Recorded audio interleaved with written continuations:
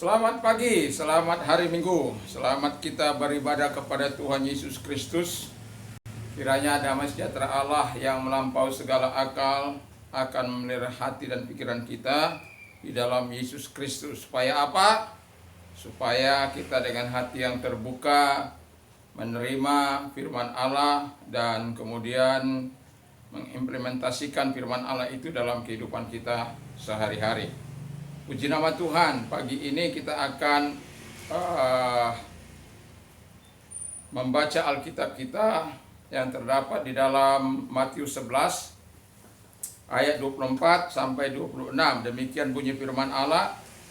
Karena itu aku berkata kepadamu, apa saja yang kau minta dan doakan, percayalah bahwa kamu telah menerimanya, maka hal itu akan diberikan kepadamu.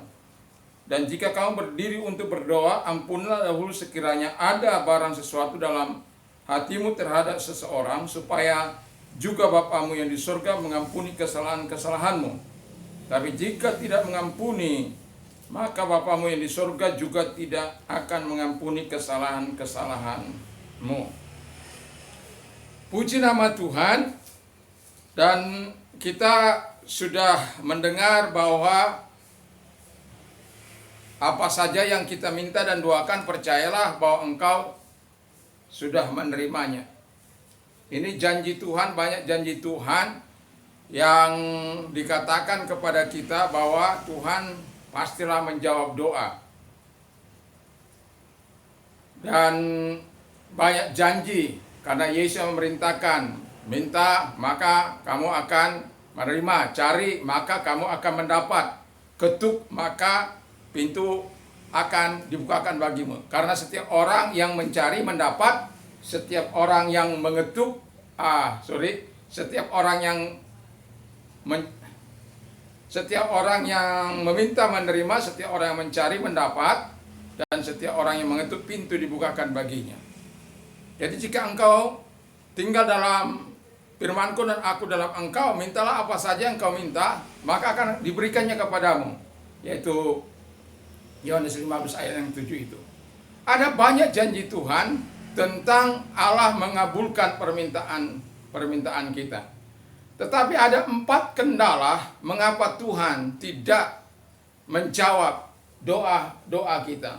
Kendala yang pertama adalah yang kita baca, ayat yang baru kita baca, ketika kita ada menyimpan kesalahan orang lain atau ada dendam.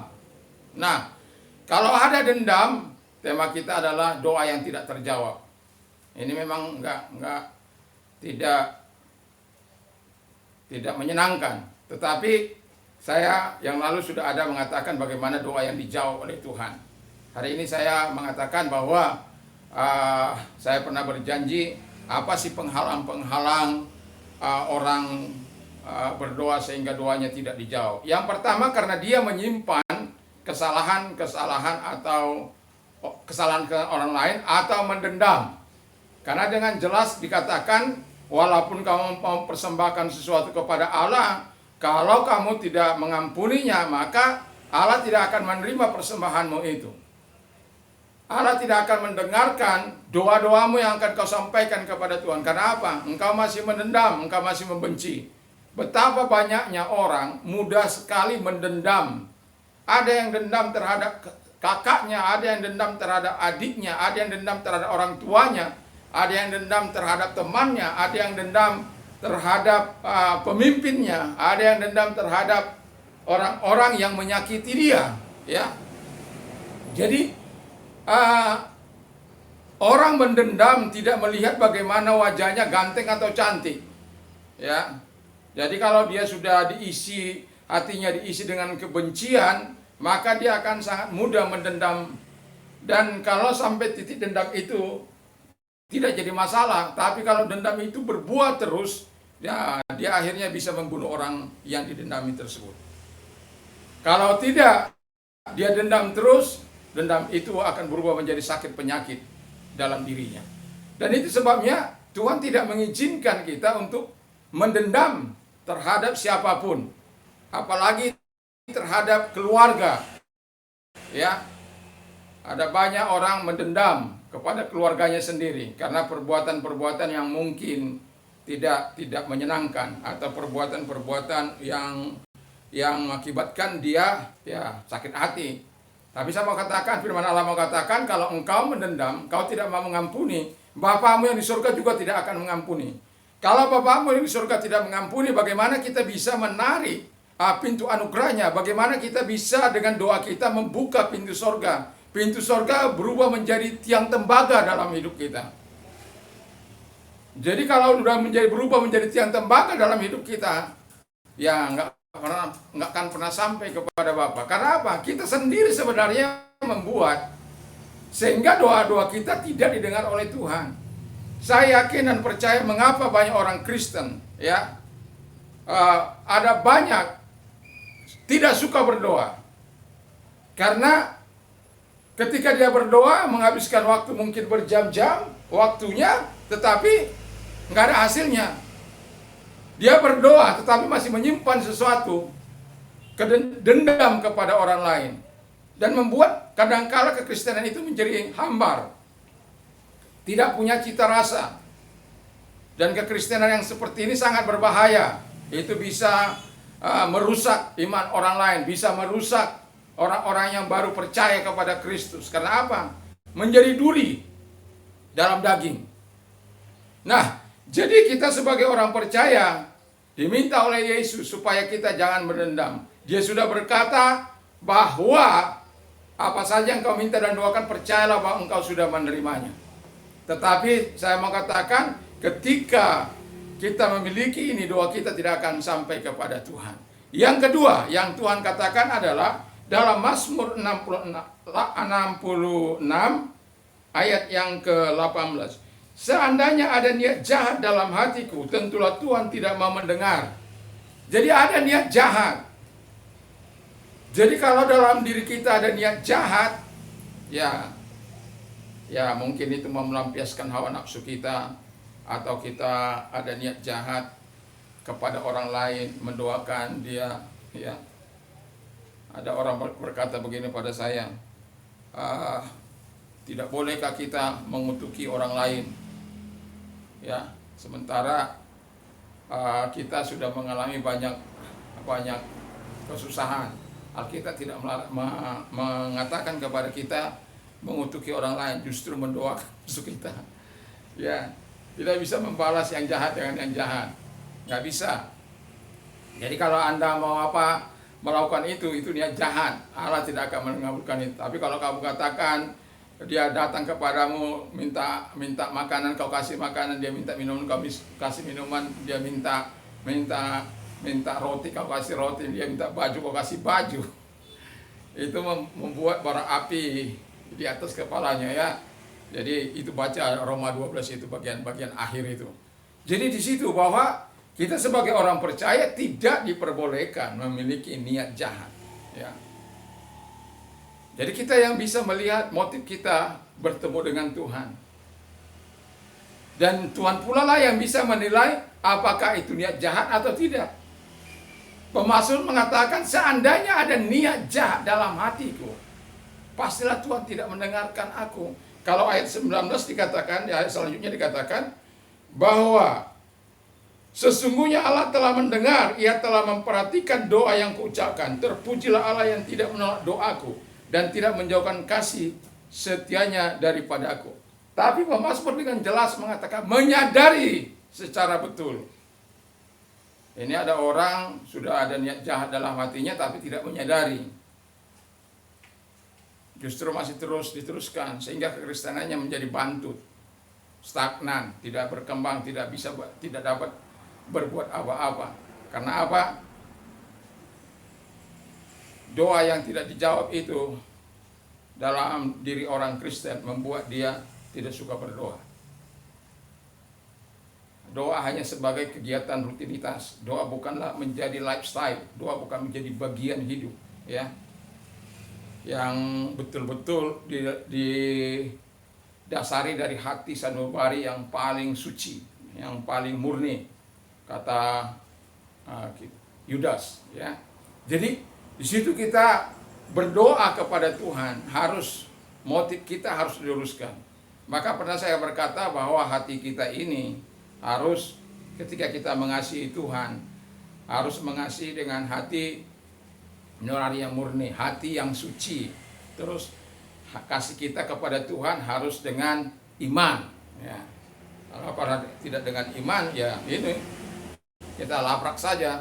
Yang penting Tuhan harus dengar. Mau saya motif yang salah atau motif yang tidak, ya motif yang jahat, itu abaikan saja, ya gitu. Tapi Tuhan harus menjawab. Ya nggak bisa begitu. Memangnya Tuhan bisa dipaksa? Nggak bisa. Kitalah yang harus menurut Tuhan, bukan Tuhan yang menurut kita. Kita yang harus mengikuti firman Allah. Jadi jangan turunkan standar firman Allah. Jangan. Nggak bisa. Saya pernah dulu dikatakan oleh teman saya, karena saya menyusun adik ART, teman saya bilang, karena di suatu daerah, ya tidak perlu saya sebutkan, itu banyak orang-orang yang beristrinya 2, ya. Jadi karena itu bukan hanya jemaat, pendeta juga begitu. Jadi dia berkata, tidak bisakah ditinjau ulang adik ART itu? Ya, karena dalam adik ART itu orang yang beristri 2 atau yang cerai itu nggak bisa menikah, tidak diperboleh. Kalau bercerai dia masih tidak menikah, masih boleh. Tapi kalau dia sudah bercerai menikah lagi, itu tidak boleh melayani di organisasi Gereja Pantekosta. Lalu saya berkata kepada beliau, lalu kenapa? Iya, karena banyaknya di daerah ini begitu, gitu kan. Terus saya bilang begini, bukan karena ketidakmampuan orang-orang tersebut maka standar firman Allah akan turun. Gak bisa. Standar firman Allah sudah ditentukan oleh Tuhan. Kitalah yang akan mengikuti apa yang dikatakan Tuhan. Bukan Tuhan mengikuti menjadi kelemahan-kelemahan kita. Kalau begitu bukan lagi dia Tuhan. Itu sebabnya niat-niat jahat itu harus dibuang. Walaupun dia punya kapal, konglomerat. Saya dulu di sebuah hotel dipanggil, ada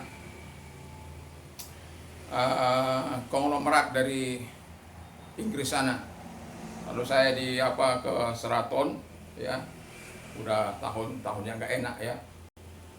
Tapi waktu itu saya sangat membutuhkan dana sebenarnya. Ya. Itu awal-awal kerusuhan, ya. Jadi sebuah keadaan situasi tidak nyaman gitulah. Nah, lalu orang tersebut panggil saya ke sana, lalu dia bilang saya menikah, lalu saya minta berkas-berkasnya. Ternyata orang ini, ya wanitanya juga cerai, yang apanya juga cerai gitu, ya di organisasi ini. Kan tidak boleh. Dan firman Allah, kita menjalankan firman Allah. Kalau orang itu menikah, itu kata Lukas itu berzina. Jadi Allah membenci perceraian. Nah, lalu kemudian saya bilang kepada orang ini, I don't want to do what you're married. Why? Dikatakan, because you have this divorce. Lalu saya, how much money do you want? Lalu dia tanya, berapa banyak uang yang kamu butuhkan? Saya bilang, I don't care about your money, I care about your soul. Jadi saya tidak peduli dengan uangmu, saya peduli dengan jiwamu. I'm sorry, I cannot do that. Walaupun dia angry to me, ya no problem lah, ya. Tapi saya ditawari, how much money do you want? I don't care about your money, I care about your soul. Nah, kalau ada niat jahat, ya biar aja, kan dia juga dari Inggris sana. Kan nggak apa-apa, ya. Tapi mau saya katakan, itu tidak boleh. Saya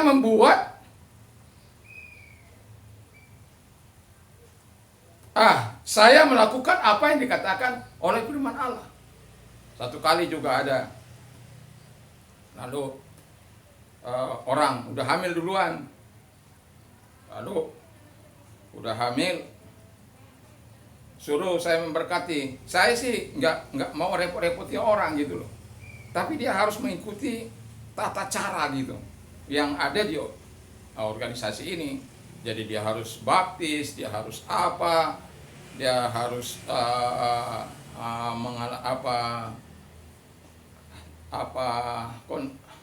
konseling dulu, bagaimana istri terhadap suami, suami terhadap istri. Tidak bisa langsung jajuk-jajuk gitu, tidak bisa. Karena nanti kalau itu ada, saya mau menikahkan dia, itu saya punya niat jahat itu, menghancurkan dia. Pada akhirnya dia tawari juga duit. Saya bilang, saya tidak butuh uang Anda. Saya butuh Anda mentaati segala aturan yang ada, termasuk dengan firman Allah, supaya Anda tahu berumah tangga itu. Makanya kenapa kau melakukan gitu? Karena sudah kau langgar semua firman Allah. Itu harus ditarik itu roh zina yang dari kamu itu. Jadi ya sudah, akhirnya dia nggak jadi, nggak ada masalah. Bagi saya nggak ada masalah selama orang itu tidak mau menuruti firman Allah. Saya juga nggak peduli dengan orang itu. Saya siap bersebelahan dengan siapapun. Saya orang yang siap bersebelahan dengan siapapun. Kalau orang itu melanggar firman Allah, saya siap bersama dengan Tuhan saja. Tidak peduli dalam keadaan apapun. Tidak peduli. Saya tidak ada ingin niat-niat jahat. Tidak ada. Tapi kalau orang itu bersebelahan dengan Tuhan, saya siap bersebelahan dengan dia. Karena apa? Tugas kita itu adalah untuk menyenangkan hati Allah. Bukan ada motif-motif terselubung, bukan. Ketika ada motif-motif terselubung dalam hidup kita, maka kita adalah orang-orang yang gagal. Kita adalah orang-orang yang tidak punya tujuan sebenarnya. Jadi kalau doa kita tidak mau didengar, doa kita mau didengar oleh Tuhan, jangan lakukan ini. Tapi kalau doa kita, inilah kendala yang kedua ini, yaitu ada motif jahat. Yang pertama tadi dikatakan bahwa ada menyimpan kesalahan, ada dendam, itu tidak boleh. Yang kedua, penghalang doa itu adalah ya ini niat yang jahat. Jadi luruskan motif kita di hadapan, luruskan. Kalau Anda katakan begini, Tuhan berkati usahaku. Kalau usahaku diberkati oleh Tuhan, saya akan berbuat untuk pekerjaan Tuhan. Dengan tulus Anda berkata, saya yakin bahwa Tuhan akan mengabulkan doa Anda. Tapi setelah Anda dijawab, jangan dong berdustai. Ada masalah, ya. Ini seorang nelayan.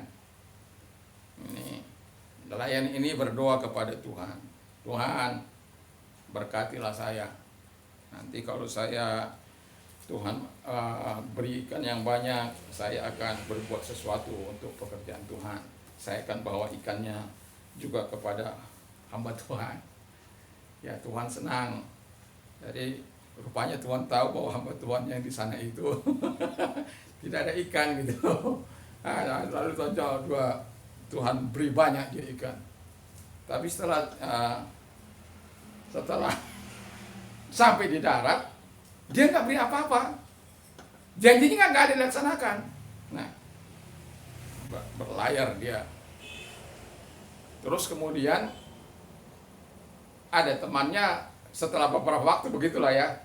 Nah, Tuhan mau ingatkan dia kan gitu. Jadi Tuhan mau ingatkan dia saja gitu. Jadi kebakaran rumahnya, dia masih ada di laut. Temannya yang baru melaut ini bilang, rumahmu kebakaran. Dia pulang. Lalu setelah lihat rumahnya kebakaran begitu, dia bilang begini, Tuhan, masalah di laut jangan ke daratan. Masalah di laut jangan dong dibawa ke daratan. Itu bukan dia bertobat, malah mempersalahkan Tuhan lagi. Itu yang mau menang dewe itu. Ya, janganlah ya. Jadi ya bertuhanlah yang baik ya. Karena kalau ketika kita bertuhan yang baik, maka saya yakin dan percaya apa yang dikatakan Markus 11:24 itu akan menjadi bagian kita. Tapi tidak akan menjadi bagian kita kalau kita ada dendam, ada niat jahat. Yang ketiga, dalam Yesaya 59 dikatakan demikian. Ini dengarkan ayat 1 dan 2 dulu saya baca. Sesungguhnya tangan Tuhan tidak kurang panjang untuk menyelamatkan, dan pendengarannya tidak kurang tajam untuk mendengar. Tetapi yang merupakan pemisah antara kamu dan Allahmu ialah segala kejahatanmu. Ya. Saya baca di ayat 7.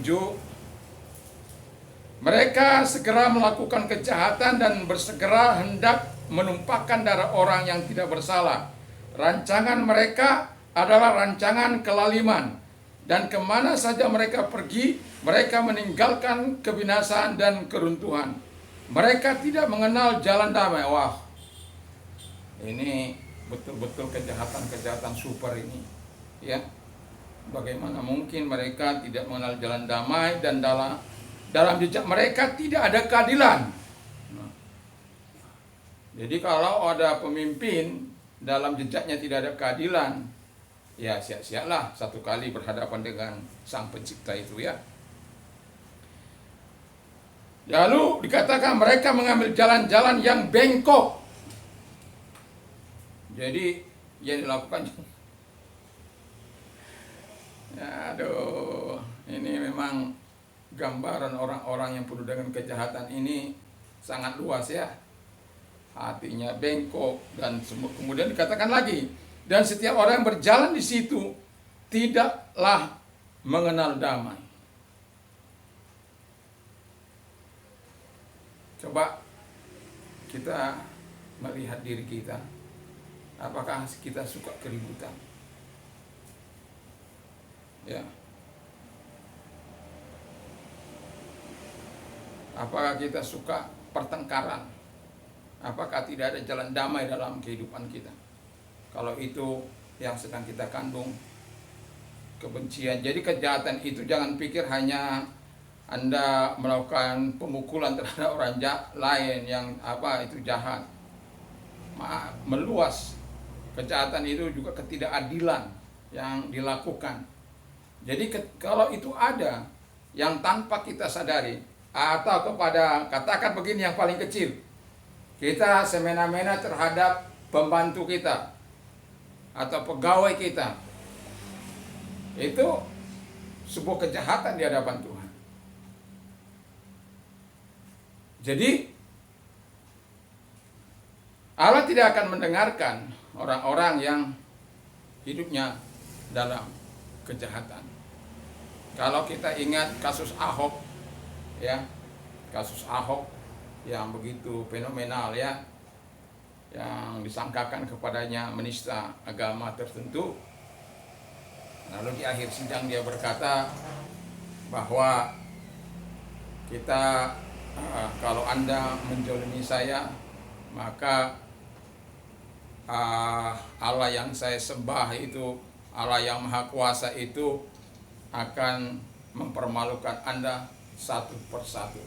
Dan karena Allah itu tidak tidur. Perbedaan antara Allah kita, Allah Israel adalah Allah yang hidup. Allah kita itu tidak perlu dibela, ya. Allah kita itu tidak perlu dibela. Tapi Allah di sana itu perlu dibela. Makanya ada ya demo berjilid-jilid. Kalau Allah yang hidup, dia sungguh mampu untuk membela. Itu sebabnya Tuhan sudah ingatkan pada umatnya, vengeance is mine. Pembalasan itu hakku, says the Lord, kata Tuhan. Bukan punya siapa, bukan punya orang. Jadi itu sebabnya orang yang terzolimi itu, ya kerjanya hanya mengatakan pada Tuhan, menyampaikan. Yakinlah, percayalah. Ketika kita terzolimi, kita dilakukan, orang-orang melakukan hal yang jahat terhadap kita, Allah itu tidak tidur. Allah yang kita sembah itu tidak pernah tertidur dan tidak pernah mengantuk. Makanya jangan ada niat jahat dalam hati kita, supaya doa kita didengar oleh Tuhan, supaya Tuhan dipermuliakan. Kalau kita lihat terus beruntut satu demi satu, ya kita bisa melihat mulai terangnya firman Allah itu. Jadi berhati-hatilah ya untuk hidup. Jangan hidup dalam dunia kejahatan. Kalau engkau hidup dalam dunia kejahatan, kemunafikanmu akan menghancurkan engkau. Karena banyaknya orang membela, banyaknya orang yang terlibat dengan engkau, kau pikir kau nyaman. Jangan pernah merasa nyaman. Kalau ada masih niat jahat dalam hati kita, ada mungkin sementara waktu Anda bisa menang, tapi kebenaran akan menghadang Anda. Kebenaran akan terus mengejar Anda. Dan ketika kebenaran menghadang Anda, hanya aib yang Anda akan peroleh. Jadi, jangan ada niat jahat dalam hati kita. Setiap orang percaya tidak boleh ada niat jahat. Tidak ada kejahatan. Tidak ada dendam. Tidak ada boleh dendam. Tapi menyerahkan ke dalam tangan Tuhan yang hidup itu boleh. Tapi Anda tidak boleh dendam.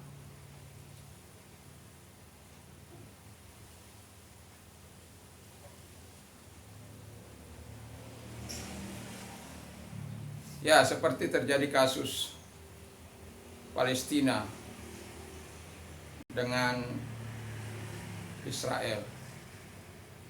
Sebagai orang percaya tentu kita tahu bahwa siapa yang mengutuk Israel akan dikutuk. Siapa yang memberkati Israel akan diberkati. Kita tidak pernah setuju dengan perbuatan-perbuatan Israel itu. Kita tidak pernah setuju dengan peperangan. Yang Alkitab katakan jalan damai yang kita harus tempuh. Jalan kebaikan yang harus kita tempuh. Jadi keturunan Abraham itu, ya saya bacakan saja supaya jelas. Kejadian 12. Nah,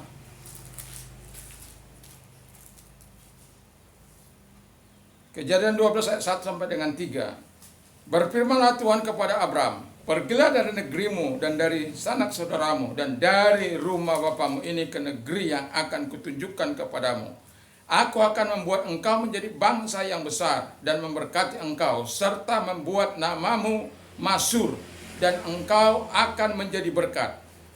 Aku akan memberkati orang yang memberkati engkau dan akan mengutuk orang yang mengutuk engkau, dan olehmu semua kaum di muka bumi akan mendapat berkat.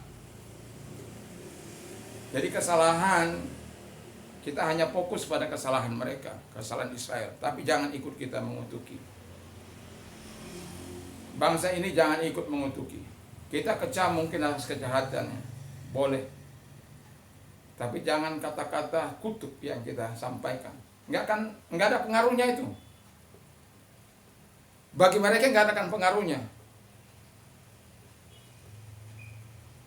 Jadi kita sebagai orang percaya, kita tidak boleh mengutuki, tapi mengecam perbuatan jahat mereka. Kita berdoa supaya mereka, Hamas dan Israel itu boleh berdamai.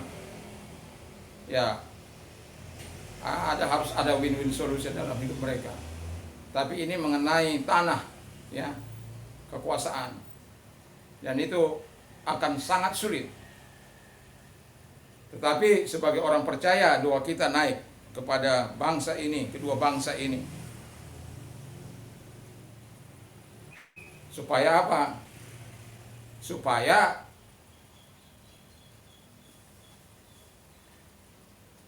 mereka bisa hidup berdampingan satu dengan yang lain. Jadi kalau ada kejahatan, tentulah Tuhan tidak akan mendengarkan doa kita. Dan yang terakhir adalah, yang terakhir itu dikatakan oleh firman Allah bahwa saya masih selanjutnya, saya 59 tadi.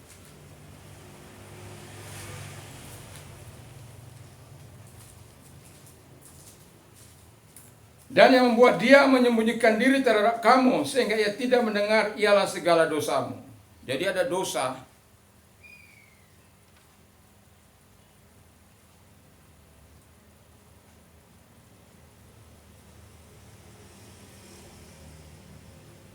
ada orang melakukan dosa tapi tidak merasa berdosa.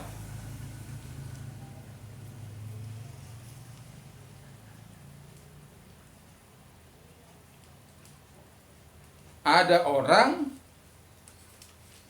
yang sudah berbuat dosa tetapi tidak merasa berdosa. Tapi saya yakin dan percaya bagi orang-orang yang takut akan Tuhan, ketika dia mungkin jatuhlah dalam dosa, ya, bukan hidup dalam dosa. Ada perbedaan antara jatuh dalam dosa dan hidup dalam dosa. Nah, kalau hidup dalam dosa itu ya dia berbuat dosa, yang enggak merasa dia berdosa. Enggak dia merasa berdosa, enak aja dia. Satu contoh, mulutnya memaki-maki orang di jalan sana, enggak merasa berdosa dia. Walaupun kadang-kala kita lihat jok-jok yang apa itu, enggak merasa berdosa itu. Tapi kalau Anda yang takut akan Tuhan, Anda akan memperhitungkan setiap kata-kata yang keluar dari mulut Anda. Enggak akan ada kata-kata sumpah serapah di situ. Enggak akan ada caci makian di situ. Marah mungkin marah. Jadi kita sebagai orang percaya, ya, dikatakan oleh Alkitab bahwa ketika kita berdoa dengan menyimpan dosa, maka Tuhan tidak akan mendengar doa kita. Tentu kita berdoa itu kan maunya didengar oleh Tuhan. Memang nggak semua doa-doa kita bisa dijawab oleh Tuhan. Seperti saya katakan yang lalu itu, ada dijawab doa secara mujizat, ada ya tunggu dulu, mungkin itu membahayakan, sama seperti permintaan anak kecil meminta pisau kepada orang tuanya, anak itu masih umur 2-3 tahun, minta pisau, tentu orang tuanya tidak akan kasih itu. Nah, mungkin seperti itu. Ada yang menunggu. Cafe El Adonai. Cafe El Adonai itu cafe apa? Menunggu dengan pengharapan kepada Tuhan. Jadi cafe El Adonai wait for the Lord. Jadi di situ cafe di situ apa? Menunggu dengan pengharapan yang penuh kepada Tuhan. Jadi ketika kita menunggu dengan pengharapan kepada Tuhan, nah, itu dikatakan menunggu. Tapi kalau ada kejahatan, nggak perlu Anda menunggu. Ya, nggak perlu Anda menunggu. Karena sudah jelas Allah tidak mendengarkan doa. Udah jelas itu. Makanya sebagai orang percaya, berhati-hatilah untuk hidup bersama dengan Tuhan. Berhati-hatilah bahwa kita dipanggil untuk menjadi berkat. Jadi bukan menyimpan dendam. Siapa manusia nggak akan pernah berbuat salah, apalagi dengan keluarga kita. Siapa yang tidak boleh kan menyimpan dendam itu tidak boleh. Terus siapa yang menyimpan niat jahat, tidak didengar oleh Tuhan. Siapa yang berkejahatan tidak didengar oleh Tuhan. Lalu siapa yang menyimpan dosa tidak didengar oleh Tuhan. Nah, saya lanjutkan tadi. Antara orang yang jatuh dan hidup dalam dosa. Kalau orang yang jatuh dalam dosa, bisa saja ya, karena kendalinya pada waktu itu tidak ada, ya dia jatuh.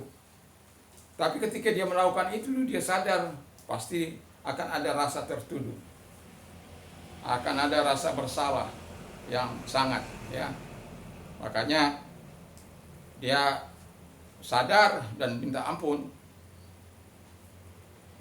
Nah, kalau orang yang hidup dalam dosa, memang itu udah memang gaya hidupnya, udah memang apa ya, itu jalan-jalannya. Makanya kalau orang yang hidupnya suka dalam dosa, lihat aja, perhatikan saja. Akan malas dia ke gereja, akan malas dia berdoa. Karena apa? Ya sudah tahu, rohnya bertentangan dengan Tuhan. Tapi ada orang yang keras seperti itu. Ada.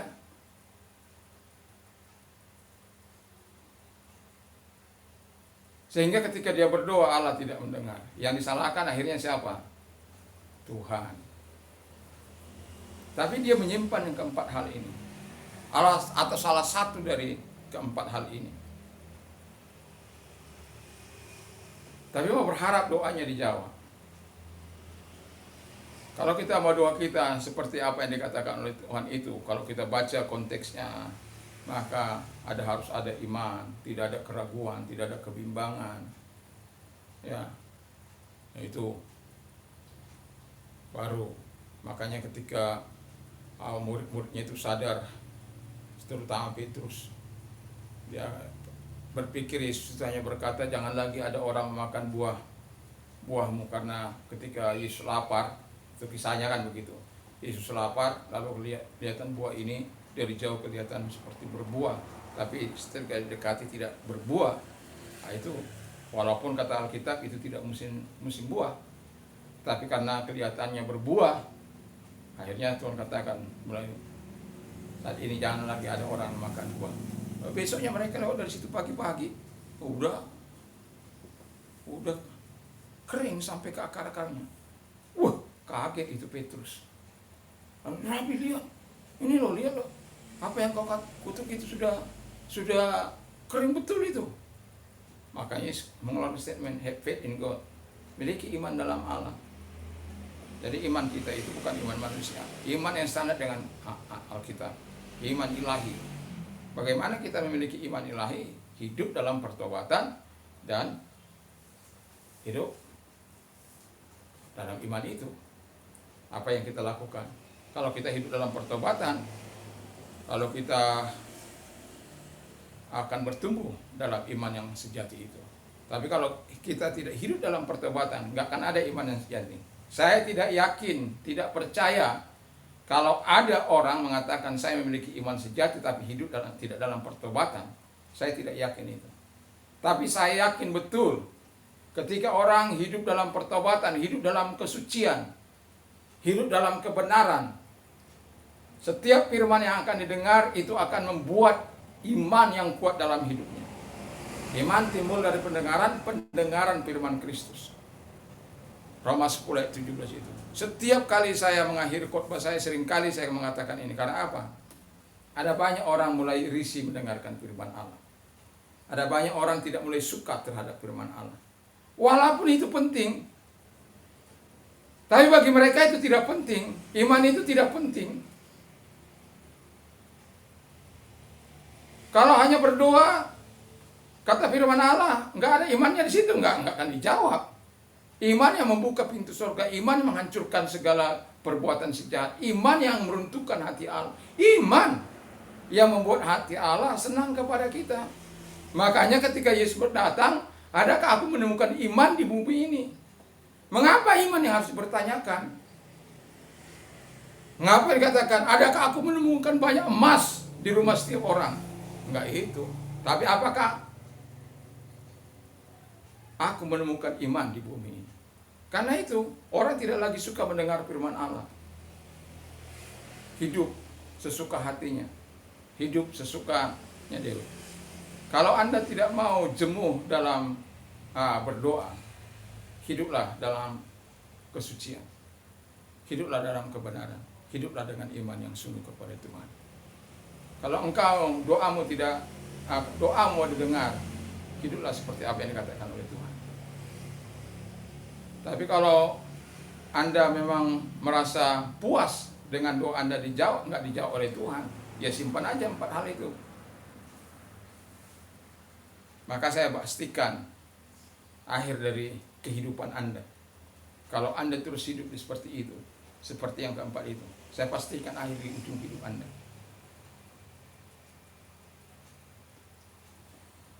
Bahwa kematian kekal yang akan Anda peroleh. Itu sebabnya Tuhan tidak ingin itu terjadi. Yesus tidak ingin itu terjadi. Yesus betul-betul memperhatikan kita. Tapi jika juga dia tidak bisa bersahabat dengan dosa. Nggak bisa bersahabat dengan dosa. Itu sebabnya dia berikan semua kemampuannya kepada kita untuk menghancurkan perbuatan dosa, kejahatan, menyimpan dendam, niat jahat. Dia berikannya. Apa yang diberikannya itu? Yesus sendiri, dirinya sendiri. Roh Kudus, firman Allah, Bapa itu sendiri. Wah, makanya diberikan kuasa yang seperti itu. Ya harusnya kita bersyukur, bukan malah hidup dalam kekalahan terus. Jadi kalau ada orang yang terus hidup tidak dalam kekalahan, ya introspeksi diri lah. Mari kita sebagai orang percaya terus hidup di dalam terang dan kebenaran firman Allah. Dan ingatlah bahwa sesungguhnya adalah kerinduan Allah menjawab doa-doa. Betul, kerinduan Allah adalah menjawab doa-doa. Saya coba bacakan satu ayat, dua ayat lah. And whatever you ask in my name, that I will do, that the Father may be glorified in the Son. If you ask anything in my name, I will do it. Dan apa juga yang kamu minta dalam namaku, aku akan melakukannya, supaya Bapa dipermuliakan di dalam Anak. Jika kamu minta sesuatu kepadaku dalam namaku, aku akan melakukannya. Kan? Jadi kerinduan Allah untuk menjawab doa Anda. Kemauan Allah Anda berdoa. Tapi jangan bawa dengan 4 cara ini. 4 kendala ini. Jangan bawa itu di hadapan Allah. Nggak akan dijawab doa kita. Nggak akan dijawab. Jadi kalau Anda bertanya kenapa doa saya tidak dijawab oleh Tuhan, periksalah adakah 4 hal ini atau salah satu dari 4 hal ini adakah di dalam hidup kita. Apakah kita menyimpan kesalahan orang lain? Apakah kita hidup dengan niat tidak suci, niat yang salah? Apakah kita seperti firman Allah katakan hidup dalam kejahatan? Ya, bukan hanya melakukan hal-hal yang tadi saja kejahatan. Membenci orang juga itu kejahatan. Ya. Menipu orang itu dosa. Ya.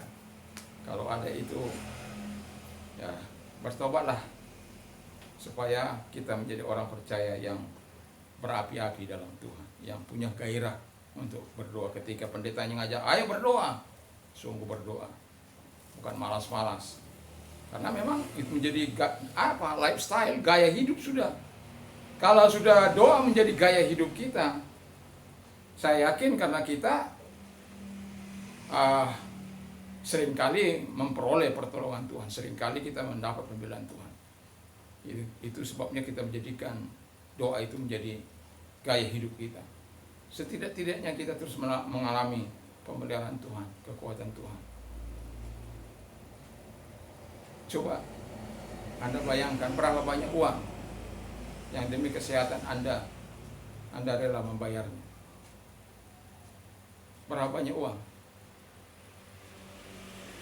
Tapi saya membayarnya hanya dengan berapa banyak waktu yang saya buang bersama dengan Tuhan.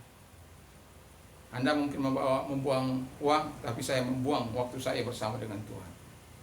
Untuk mohon kemurahan Tuhan, pertolongan Tuhan.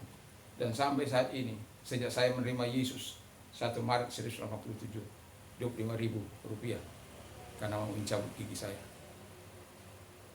Saya tidak tahu, tetapi mau saya katakan doa adalah bagian hidup kita yang seharusnya kita minta pemeliharaan Tuhan, ya kan? Yotzer ha Adam, dia pemelihara hidup kita. Maka kita bilang Baruch ata Adonai Melek haolam. Terpujilah Allah sesembahan kita, Melek haolam, Raja yang kekal. Kan dia Raja yang kekal. Ya sudahlah, berikan yang terbaik bagi Tuhan, supaya doa-doa kita, doa yang terjawab, doa yang kemudian pada akhirnya kita memuliakan Tuhan. Buang keempat hal ini supaya doa-doa kita bisa dijawab oleh Tuhan. Mari kita tunduk kepala dan kita berdoa. Terima kasih Bapa di surga, kami sungguh bersyukur, berterima kasih kepadamu. Tentu Kami adalah orang-orang yang selalu berharap doa-doa kami dijawab. Tetapi ada kadang-kala doa kami tidak dijawab karena 4 kendala ini Tuhan. Yaitu kami menyimpan kesalahan orang lain atau dendam, motifnya tidak baik, jahat, atau hidup dalam kejahatan, hidup dalam dosa. Dan Tuhan Bapa di surga, Tuhan mohon, Tuhan tolong kami sehingga setiap kami orang-orang percaya bisa bangkit dari situasi yang seperti ini menjadi apa yang Kau kehendaki, sehingga kami bergairah terus berdoa kepada Tuhan ketika kami mengetahui, oh ini toh yang membuat kami tidak dijawab doa, oh ini toh yang membuat kami akhirnya jenuh berdoa, oh ini toh yang membuat Tuhan tidak menjawab doa kami, sehingga setiap umat-Mu bisa menghindari dan hidup dalam terang-Mu, hidup dalam firman-Mu, hidup dalam iman-Mu, sehingga ketika kami berdoa, karena keinginan Tuhanlah bagi kami untuk kami berdoa, dan keinginan Tuhan jugalah menjawab doa-doa kami. Dan tapi Tuhan juga jujur untuk mengatakan ketika ada keempat hal ini dalam hidup kami, maka Tuhan tidak akan mendengarkan doa kami. Terima kasih Bapa di surga, terima kasih. Kami juga berdoa Bapa di surga bagi pemerintah kami. Tuhan berkati pemerintah kami, Presiden dan Wakil Presiden, para menteri pejabat, juga Tuhan Yesus. Kami juga berdoa para gubernur, wali kota, bupati, camat lurah, RT RW, semuanya diberkati oleh Tuhan. Aras nasional, gereja-gereja dimanapun ada, Tuhan memberkati, Tuhan tolong semuanya. Gereja GP juga Tuhan memberkati, supaya Tuhan menyatakan kemuliaan-Mu, kebaikan-Mu. Juga kami berdoa Tuhan Bapa di surga, bahwa Tuhan adalah Allah yang perkasa, yang akan memenuhi sahabat-sahabat kami dimanapun kami berada, dan Tuhan menyertai dengan tanda-tanda yang heran dan ajaib dimanapun kami berada. Tuhan, kami tetap percaya bahwa Engkau tidak pernah berubah dahulu, sekarang, sampai selama-lamanya. Beri kami tetap kekuatan, berikan kami tetap kesehatan daripada Bapa dalam surga. Yod Ser Ha Adam, Kaulah pemelihara umat manusia. Terima kasih Bapa di surga, terima kasih. Kami bersyukur, kami berterima kasih kepadamu di dalam nama Tuhan Yesus Kristus. Dan kami juga berdoa bagi yang sakit, di dalam nama Tuhan Yesus, sembuhkan mereka. Dan yang di layar Android atau layar kaca melalui YouTube ini, kami juga berdoa agar mereka-mereka yang sakit di dalam nama Yesus disembuhkan oleh Tuhan. Tuhan mengasihi mereka juga, Tuhan memperdulikan mereka juga, baik bagi orang-orang yang tidak percaya, supaya mereka bisa melihat kasih dan kuasa-Mu Tuhan, menikmati mujizat-Mu dalam kehidupan mereka. Buta melihat, tuli mendengar, bisu berkata-kata, lumpuh berjalan, lepra tahir. Segala sakit penyakit sudah ditanggung oleh Yesus, oleh bilur-bilur daripada Tuhan Yesus, mereka sembuh. Terima kasih Bapa di surga, terima kasih. Kami sungguh bersyukur, kami berterima kasih kepada Bapa di surga. Di dalam nama Tuhan Yesus, kami menyerahkan diri, seluruh selain jemaat Tuhan menyerahkan diri kepada Bapa di dalam nama Yesus. Sekarang pulanglah dengan membawa damai sejahtera daripada Tuhan Yesus Kristus, kecintaan Bapa dalam surga, persekutuan kuat kuasa Roh Kudus menyertai kita mulai saat ini sampai Maranatha. Dalam nama Yesus, haleluya. Amin. Damai sejahtera Allah yang melampaui segala akal akan merah hati dan pikiran kita di dalam Yesus Kristus. Berbahagialah orang yang mendengar dan yang menyimpan dan melakukan firman Allah dalam hidupnya. Dan iman timbul dari pendengaran firman Kristus. Jadi, my God shall supply all your need according to His riches in glory by Christ Jesus. Allahku akan mencukupi segala kebutuhanmu dalam Kristus Yesus. Satu lagi, apa saja yang ingin orang lain lakukan kepadamu, lakukan jugalah demikian. Tuhan memberkati, dan biarkan Tuhan bersama dengan kita senantiasa. Amin.